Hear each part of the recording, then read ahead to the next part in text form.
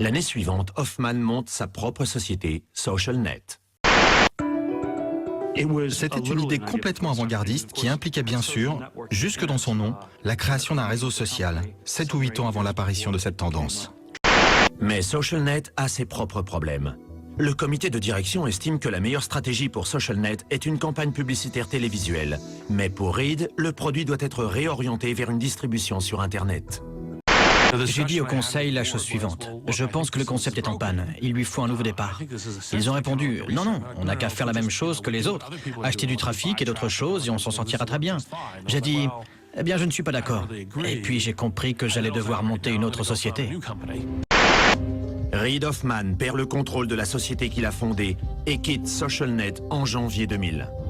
Je crois que l'une des caractéristiques de Reid était, comme les autres entrepreneurs, c'est de voir ce que nous ne voyons pas. Il se demande toujours ce que sera la prochaine nouveauté et qu'est-ce qui sera encore 10 fois plus gros que ça.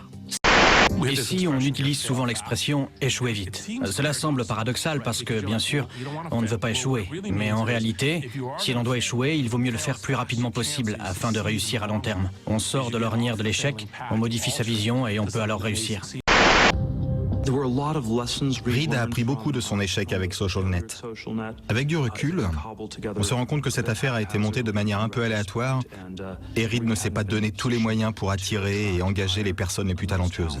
Et puis il y avait des problèmes avec les investisseurs, il y avait des problèmes avec les autres dirigeants, si bien que tous se renvoyaient la responsabilité des difficultés et l'atmosphère a fini par être irrespirable.